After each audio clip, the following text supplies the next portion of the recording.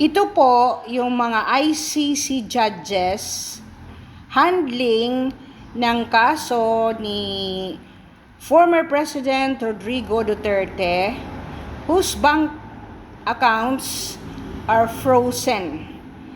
Sila po ay si Reni Adelaide Sophie Alapini Ganso from Benin, ICC Second Vice President ang posisyon. Luz del Carmen Ibanez Carranza from Peru. She is the presiding judge of the ICC Appeals Chamber who recently denied the interim release of FPRRD. Solumi Balungi Bosa from Uganda. B.T. Holer from Slovenia. These judges were sanctioned by the U.S. government, which blocked their assets and restricted their travel, citing the ICC's actions against U.S. personnel and allies like Israel. The sanctions po have significantly impacted the judges' personal and professional lives with frozen bank accounts, canceled credit cards, at hindi lang po yun, pati na-restrict po ang access nila to services like Uber and Western Union. Ito po ang karma pag ikaw po ay hindi mag-follow ng batas, dahil we know that the Marcos Jr.'s administration has kidnapped our former President Duterte, and despite this fact that they did not issue a warrant of arrest and there is no red notice, they received FPRRD into being jailed until now for over 100 days now, already still sitting down in the ICC jail without being convicted yet. Saan ka po ba ng kulungan na hindi ka pa nga convicted ay ikinulong ka na? And on top of this, Russia has taken retaliatory stance against the International Criminal Court by sentencing ICC prosecutor Karim Khan and 8 judges to prison terms ranging from 3.5 to 15 years for issuing that the warrant of arrest against Vladimir Putin over alleged war crimes in Ukraine was illegal. The judges' sentence include former ICC President Peter Joseph Hukmansky and other prominent judges. Khan, who was sentenced to 15 years, is currently suspended from duties due to an internal probe into sexual misconduct allegations, which he denies. As for the bank accounts, it is reported that ICC judges and officials, including Khan, as I earlier stated, have faced financial restrictions, with some having their bank accounts already closed. Hindi lang po frozen, pero isinara na po.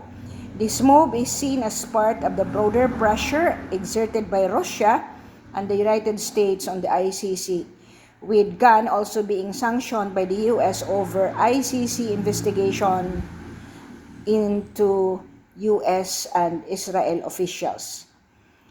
So, this is already divine intervention because as you have seen it, tayong mga Pilipino who knows the advantage of the war on drugs, because millions of women before former President Rodrigo Duterte became our president had been raped, relatives had been killed by the sons or father or uncle of the drug addicts, and without justice.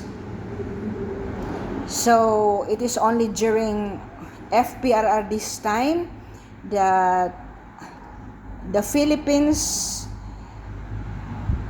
was regarded by the international community to be economically growing, and the peace and stability had encouraged international investment into our country. Now, the drug cartels are back and they are doing everything to demolish Vice President Sara Duterte. Now, it is still unfolding. The impact of the sanctions on the ICC's work, but it is likely to create challenges to the court, including difficulties with banking and international travel. The ICC is yet to decide over the case of President Duterte. The sanctions imposed are asset freezes, travel bans, visa restrictions. Karma is real. The US has revoked or denied visa to ICC officials, further limiting their ability to travel and conduct investigations. The targeted officials are as follows: Karim Khan. And if you remember, ICC prosecutor Karim Khan came way back October 2024 to gather the supposed documents as Marcos administration and the DOJ allowed these foreign people to go and get the false documents in our hospitals. So, Luz Del Carmen Ibanez Carranza, the ICC judge sanctioned for presiding over cases related to alleged war crimes in Gaza. And of course, Solomoni Balungir Buza, the ICC judge sanctioned for participating in decisions related to alleged war crimes in Afghanistan. The US, the United States of America, claims that the ICC has no jurisdiction over its citizen and is targeting US personnel unfairly. The sanctions are intended to protect US sovereignty and national security interest. Soon, mga kababayan kong Pilipino, crime will pay. Here, yung mga korupsyon po ay ang Diyos na po ang bahala sa mga taong hindi pa rin kinakasuhan hanggang ngayon, and namamayagpag pa rin po ang mga kasinungalingan ng mga nasa kinauukulan. Thank you for listening, and I hope you are informed well na hindi po puro pang-aasay lang ng ating administrasyon, kundi fact-based po ang ating ginawang research dito.